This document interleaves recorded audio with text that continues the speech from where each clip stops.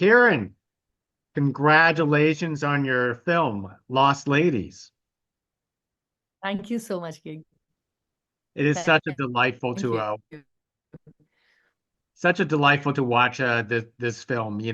Put a Oh, on my face throughout the from start to finish. But more of a congratulations being considered as the best international selection for India. How do you feel about that? I feel, highly honored, very delighted, but also the weight of responsibility on some level because, I was off making my next film and trying to, get on with my life. And then when this came along, I was surprised and, excited in equal measure. And then sort of had to kind of go on this journey to understand what it means to be India's entry and the things that one has to kind of do in order for the film to find some kind of at least be viewed by people that so that we get a lot more eyes on the film. So it's been a wonderful journey. I'm really feel very fortunate to be on this journey. Well said, well said. So, it's been a while since you last directed a film, but could you tell us what initially drew you that you really wanted to be at the at the helm for Lost Ladies? I'd been writing a lot of films up until the point when I heard this story in 2018, but there was something about the story, just the one line sort of hook, that really got me. I mean, I was completely captivated, and I knew that this was a really powerful story that one could tell while it was entertaining at the same time.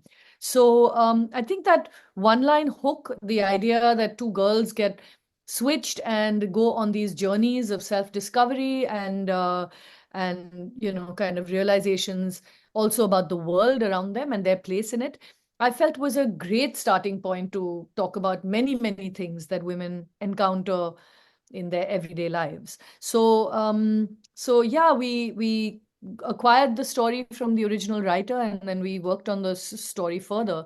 But it was a great vehicle to sort of explore through a satire and comedy of errors and through humor a lot of very important themes and issues that I feel strongly about. I know as a foreigner myself, watching this the case of mistaken identity, the comedy behind it, it left me wondering, can this really actually happen in India in that culture per se? Actually has happened. Maybe the play out hasn't been quite so long, but the fact that someone has mistakenly got on a bus with the wrong person, of course, the mistake would have been found out a lot earlier, and we did really kind of take the liberty of you know people's kind of disbelief, suspension of disbelief to say that, yeah, this can go this long. And that's why we set it in 2001. But it has been known to happen.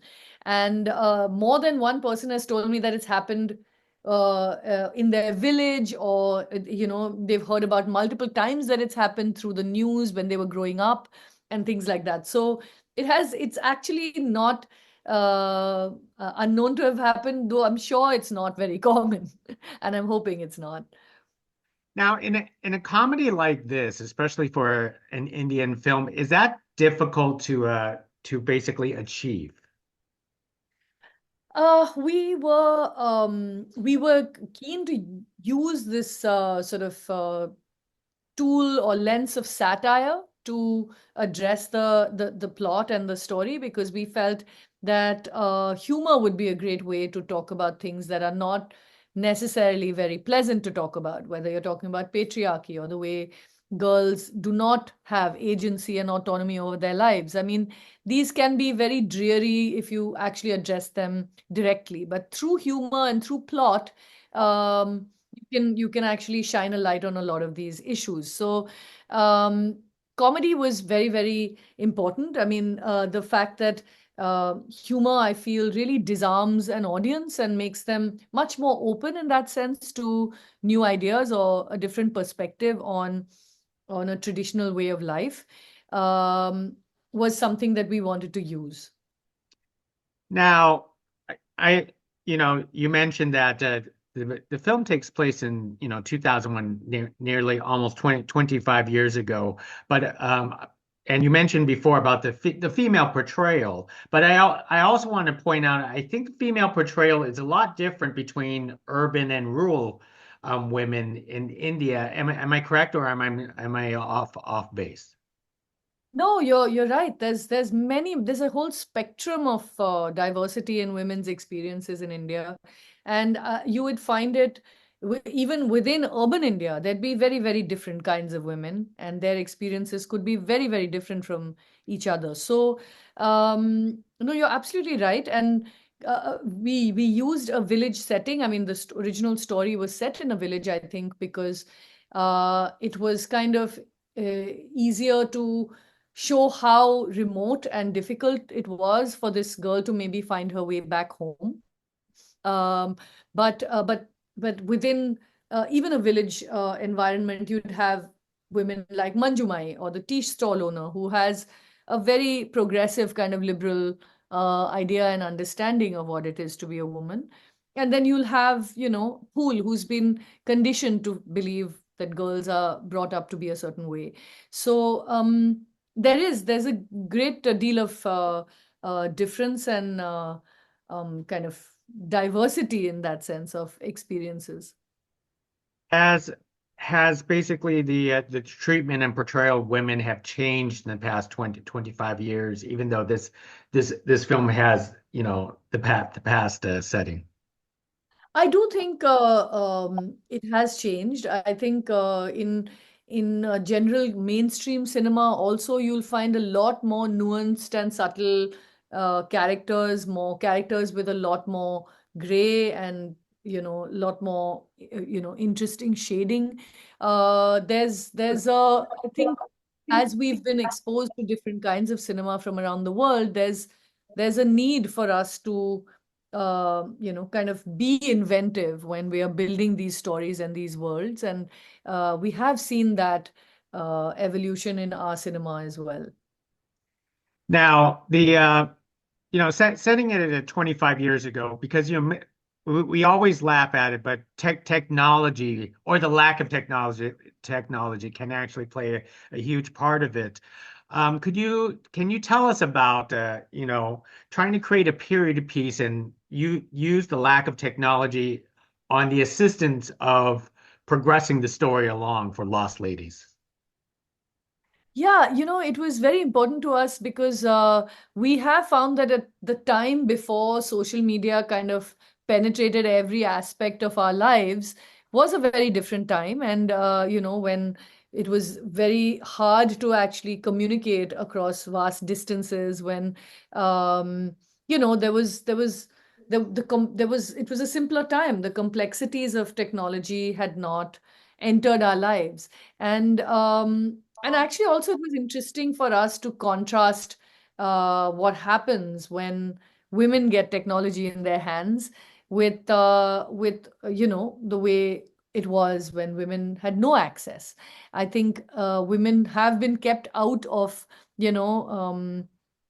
most places where they could, kind of control the narrative around them or control uh, any aspect of their lives. And I think technology did that. It gave new freedom to, particularly also to women. So I mean, it was interesting because this the mobile phone was in one sense a way for her to get her freedom. So uh, at the same time, the fact that there was no access was meant that we could play this story for 6 days, and it still seemed natural that the girls couldn't get home. So we tried to reach a point in time when technology had begun to make an appearance, but not quite, penetrated very deeply into the Indian rural landscape. And truth be told about a mobile phone is a person anyone who had a mobile phone in 2001 is very unique because mobile phones wasn't even a common thing until 2010 for regular people. Exactly. Exactly, which is why it was given in dowry to the boy. You know, it was that precious. The phone itself, and especially making calls or messages, used to be so expensive. You know, in 2001, and I think it was important to portray also how these shifts impacted women's roles. You know, in society. Oh, hello. Oh, adorable. Hi. Hi. Now, Huh. tell us for yourself working with new actresses or young actresses in this film, and you know, basically molding them into the perfect roles because they both did very well. So we were casting actually during COVID, which was in itself a pretty big challenge because I couldn't meet these actors in person for many months. But I think what we were looking for were both girls to be roughly the same height and build, but at the very first look at them shows you how different they are in personality. You know, one who is very kind of sheltered and innocent, has not had much exposure. She needed to look the part because she doesn't have many lines for a good 10-15 minutes in the film. Whereas the girl who is a lot brighter and more smart, you know, you need to be able to tell that there's something intriguing about this character. There's something that she's hiding, and at the same time you're interested in her, but she's not an antagonist. She's suspicious, but she's not negative. So all of these qualities were important for them to naturally embody, so that you know, people could get that feeling when they saw them quite immediately. um, and of course, they needed to be good actors as well. So that really was lucky. Thanks to my casting director, really, you know, a lovely and immersive kind of casting process. But yeah, I know their performances were terrific, and I also want to hand a kudos to the male performances because you showed the good, the bad, and even you know, the suspicious cops throughout the entire film, which was terrific on the male performances too.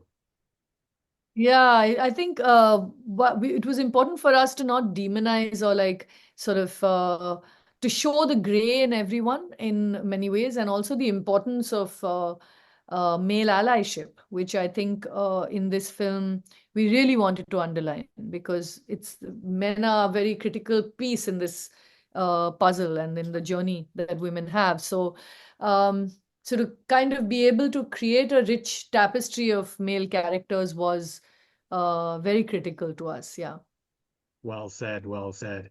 Well, Karen, thank you very much for speaking to us about Lost Ladies. There's going to be a lot of people who will be curious and to watch it. And I want to say here in the United States, it's already available to stream on Netflix. And Yes. so people can actually support your film today. So thank you very much. And can't wait Thank you so much. to do this again. Thanks for a lovely conversation.